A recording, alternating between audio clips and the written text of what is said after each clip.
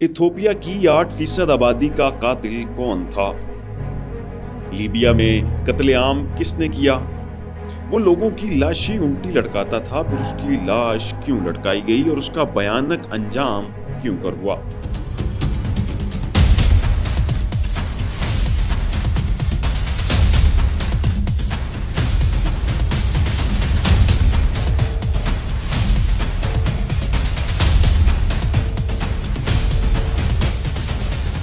नाजरीन अस्सलाम वालेकुम, आप देख रहे हैं IM TV और मैं हूं आपका होस्ट गालिब सुल्तान। मजीद डिस्कस करने से पहले हमारा चैनल सब्सक्राइब करें और साथ बने हुए बेल आइकन पर जरूर क्लिक कर दीजिएगा ताकि हमारी आने वाली हर वीडियो आपको बर वक्त मिलती रहे।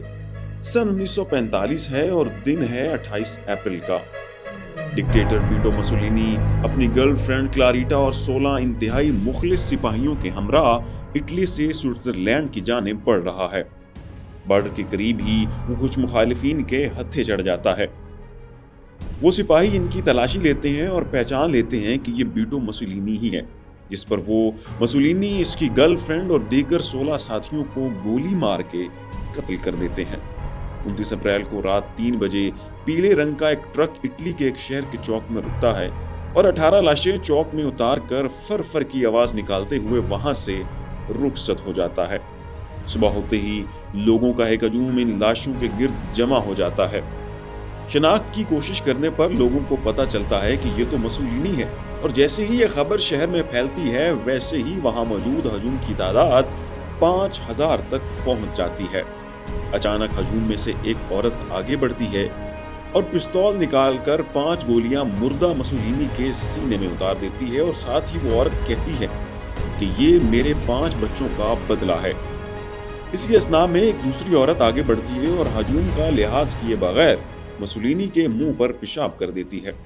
एक औरत कूड़ा लेकर आती है और इन लाशों पर बिखेर देती है।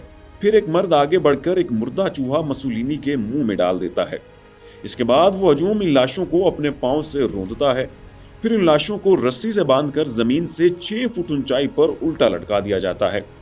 उल्टा लटकाने की वजह से क्लारिटा की शर्ट उसके चेहरे पर आ जाती है और वो बरहना हो जाती है। वो काफी वक्त तक बरहना लटकी रहती है।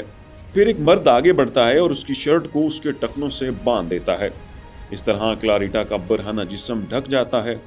इस दौरान हजूम में से एक फाशिस्ट आगे बढ़ता है और मुसोलिनी के लाशे को फाशिस्ट सलाम करता है, जिस पर हजूम उस फाशिस्ट को पकड़कर कत्ल कर देता है। इसके बाद मीडिया 18 लटकी हुई लाशों को अच्छी खासी कवरेज देता है और फिर इन लाशों को उतार कर दफना दिया जाता है। तो नाज़रीन, आप यकीनन यहाँ ये सोच रहे होंगे कि आखिर मुसोलिनी ने ऐसा कौन सा जुर्म किया था कि जिसकी पादाश में उसका इतना भयानक अंजाम हुआ। तो आइए इस भयानक अंजाम के पीछे छिपी दर्दनाक जराइम की दास्तान का जायजा लेते हैं। मुसोलिनी 29 अप्रैल 1838 को इटली में पैदा हुआ। इसके बाप का नाम एलोसिंड्रो मुसोलिनी और माँ का नाम रोजा मुसोलिनी था। इसका वालिद लोहार और वालदा एक स्कूल टीचर थी। मुसोलिनी का बाप कार्ल मार्क्स का शदाई था, जिसकी सोशलिज्म से गैर मामूली वाबस्तगी थी। इसी बिना पर मुसोलिनी भी एक सोशलिस्ट बन गया। दोनों यानी बाप बेटा सोशलिज्म के दीवाने थे। मुसोलिनी बचपन ही से मुश्तइल मिजाज का मालिक था। ये छोटे बच्चों की भरपूर पिटाई करता था। अपनी इन सरगर्मियों की वजह से इसे कई मर्तबा स्कूल से निकाल दिया गया, लेकिन ये कभी बाज नहीं आता था। 1894 में इसने अपने क्लास फेलो पर चाकू से वार किया और उसे शदीद जख्मी कर दिया, जिस पर उसे एक मर्तबा फिर स्कूल से निकाल दिया गया। जब यह जवानी की उम्र को पहुंचा तो 1902 में रोजगार की तलाश में स्विट्जरलैंड चला गया। जब ये घर से रवाना हुआ तो उसकी जेब में फूटी कौड़ी भी न थी। इसकी जेब में सिर्फ कार्ल मार्क्स का एक फोटो था, जिसे ये हिमा वक्त अपने साथ लिए फिरता था। अब मुसोलिनी ने सोशलिज्म को प्रमोट करना शुरू कर दिया। ये जबरदस्त तकरीरें करता और लोगों में सोशलिज्म की अहमियत को उजागर करता। अक्सर औकात ये बेशतर मीटिंग्स भी अरेंज करता और सोशलिज्म के लिए लोगों की जहनी सतह हमवार करता। इसकी इन सरगर्मियों की वजह से इसे कई मर्तबा जेल की हवा भी खानी पड़ी। अब इसने एक अखबार के लिए कालम लिखना भी शुरू कर दिया। इसका कालम उस कदर जानदार होता था कि उसकी बदौलत अखबार की इशाअत पहले से 5 गुना बढ़ गई। अब लोगों पर मुसोलिनी की शख्सियत की दाग बैठ रही थी। यह हर महाज पर सरगर्म नजर आ रहा था। मुसोलिनी अखबार में इदारत करता और तकरीरें भी اور تو اور یہ لوگوں کو اپنے ہاں جمع کر کے انہیں سوشلزم پر قائل کرنے کی بھرپور کوشش بھی کرتا تھا۔ اب یہ عوامی سطح پر مشہور و معروف ہو چکا تھا۔ اب مسولینی فوج میں بھرتی ہو گیا۔ اسی اثناء میں 1914 میں جنگ عظیم دوئم پھوٹ پڑی۔ شروع میں اٹلی جنگ سے دور رہا اور سوشلسٹ کی جنگ کے خلاف بیان داغتے رہے۔ اس دوران مسولینی بھی اپنے رہنماؤں کے بیانات کا دفاع کر رہا تھا، لیکن اچانک اٹلی اور پھر مسولینی بھی جنگ میں کود پڑتے ہیں۔ مسولینی کی جنگ میں شرکت کو دیکھ کر سوشلسٹ مسولینی سے خفا ہو جاتے ہیں اور پھر اسے اپنے حلقے سے بے دخل کر دیتے ہیں۔ اس پر مسولینی بڑا غمزدہ ہوتا ہے اور فاشسٹ پارٹی کے نام سے اپنی ایک الگ جماعت بنا لیتا ہے۔ اس کے ساتھ ہی وہ اپنا ایک مسلح گروہ بھی تیار کرتا ہے جسے بلیک شرٹس کا نام دیا جاتا ہے۔ یہ گروہ اٹلی میں مسولینی کے پنجے گاڑنے میں مدد فراہم کرتا ہے۔ یہ مسولینی کے سبھی مخالفین کو کچل دیتے ہیں اور سوشلسٹ کا بھی قتل عام کرتے ہیں۔ دیکھتے ہی دیکھتے مسولینی کی شخصیت نوجوانوں میں بے حد مقبول ہو جاتی ہے اور بلیک شرٹس کی تعداد 2000 سے 2 لاکھ تک پہنچ جاتی ہے۔ مسولینی کے پاس بھرپور افرادی قوت تھی، چنانچہ اس نے حکومت کو دھمکی دی کہ آپ خود ہی حکومت چھوڑ دیں اور سب کچھ ہمارے حوالے کر کے رخت سفر باندھیں۔ ساری صورتحال کا بنظر غیر جائزہ لینے کے بعد اٹلی کے وزیر اعظم نے اس وقت کے شہزادے وکٹر ایمانوئل کو مشورہ دیا کہ وہ پیش قدمی کرے اور بلیک شرٹس کے خلاف جنگ کا اعلان کر دے۔ اگر وہ کوئی ایسا حکم نامہ جاری کرتا تو اٹلی خانہ جنگی کا شکار ہو جاتا اور راجہ یہ بالکل بھی نہیں چاہتا تھا۔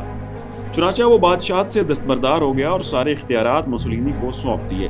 29 اکتوبر 1922 کو اٹلی کے دارالحکومت روم پر مسولینی کی مسلح فوج بلیک شرٹس کا قبضہ ہو گیا اور پھر سارا اٹلی ہی ان کے دائرۂ اختیار میں آ گیا۔ مسولینی نے حکومت سنبھالی اور محض چند برسوں میں اٹلی کا نقشہ بدل کے رکھ دیا۔ اس نے اٹلی کو 4 چاند لگا دیے۔ مسولینی نے آتے ہی اصلاحات کی اور تمام تر شعبۂ زندگی میں انقلاب برپا کر دیا۔ مسولینی کی شخصیت بڑی ماورائی تھی، لوگ دیوانہ وار اس کے عشق میں مبتلا تھے اور یہ اپنے لوگوں کا بہت بڑا خیر خواہ بھی تھا۔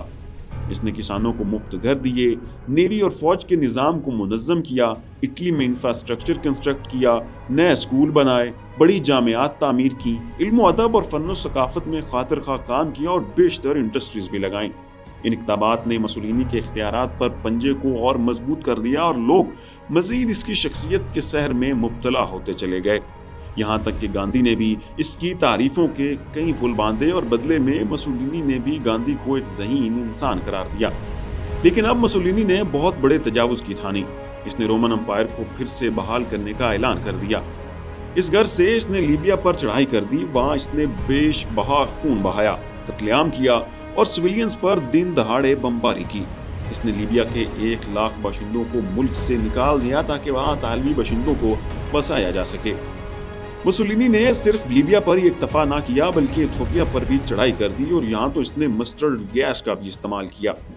اس نے ایتھوپیا کی 8% آبادی قتل کروا دی۔ پھر مسولینی نے اعلان کروایا کہ 18 سال سے اوپر سب جوانوں کو قتل کر دو۔ یہاں تک کہ اس نے ہاسپٹلز پر بھی بمباری کی اور کیمیکل گیس کا بے دریغ استعمال کیا۔ اس نے اپنی سوتیلی بہن سے شادی کرنی تھی، لیکن اٹلی میں دوسری شادی کو غیر اخلاقی سمجھا جاتا تھا، چنانچہ اس نے اپنی پہلی بیوی اور بیٹے کو قتل کروا دیا اور اپنی سوتیلی بہن سے شادی کر لی۔ ایک دفعہ اس نے ہٹلر کو جوکر قرار دے دیا۔ اس زمانے میں ہٹلر پولینڈ پر قبضہ کرنے کے لیے نکلا تو مسولینی بھی ہٹلر کی نقل اور حسد میں آ کر فرانس اور برطانیہ پر چڑھ دوڑا۔ پھر 1940 میں مسولینی نے بعض دیگر افریقی ممالک پر بھی حملہ کر دیا اور ساتھ ہی یونان پر بھی چڑھائی کر دی، لیکن یونان نے اٹلی کو پیچھے دھکیل دیا۔ ہٹلر یونان پر قبضہ کرنے میں کامیاب ہو گیا۔ اس کے بعد ہٹلر نے سوویت یونین پر حملے کا منصوبہ بنایا اور سفر پر روانہ ہو گیا۔ اس حملے میں شریک ہونا مسولینی کی دیرینہ خواہش تھی، لیکن اس کا یہ خواب اس کی آنکھوں کے سامنے چکنا چور ہو رہا تھا۔ چنانچہ مسولینی نے 25 لاکھ نوجوانوں کا لشکر ترتیب دیا اور روس کی جانب روانہ ہو گیا۔ ابتدائی طور پر اٹلی کے 30,000 سپاہی مارے جاتے ہیں اور پھر تھوڑے ہی عرصے بعد مزید 50,000 سپاہی قید کر لیے جاتے ہیں۔ ادھر اٹلی کو افریقہ میں بھی اچھی خاصی پسپائی کا سامنا کرنا پڑتا ہے۔ برطانیہ اور فرانس مل کر اٹلی کے مفتوح ملک لیبیا پر قبضہ کر لیتے ہیں۔ اب مسولینی ہر محاذ پر ہار چکا تھا۔ افریقہ میں لیبیا اور ایتھوپیا، روس اور چند اہم جزیرے اس کے ہاتھ سے نکل چکے تھے۔ چنانچہ عوام اس کے خلاف سڑکوں پر نکل آئے اور استعفے کا مطالبہ کرنے لگے۔ اٹلی کی معاشی حالت بھی دگرگوں ہو چکی تھی۔ اس وقت کے بڑے اخبار نویسوں، جن میں گیاکومو میٹیوٹی اور ایمنڈولا نمایاں تھے، نے مسولینی کے خلاف لکھنا شروع کر دیا۔ رفتہ رفتہ اٹلی کی فضا مسولینی کے لیے ناساز بن گئی اور خدا کا کرنا ایسا ہوا کہ مسولینی نے ان 2 بڑے اخبار نویسوں کو قتل کروا دیا۔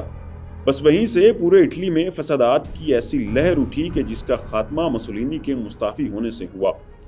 نتیجتاً مسولینی کو مستعفی ہونا پڑا اور راجہ دوبارہ اپنی مسند پر بیٹھ گیا۔ مسولینی کو ایک سنسان پہاڑی علاقے میں نظر بند کر دیا گیا، لیکن یہاں ہٹلر نے میدان میں انٹری ماری اور اپنے کچھ اعلیٰ تربیت یافتہ کمانڈوز کو مسولینی کی مدد کے لیے بھیجا۔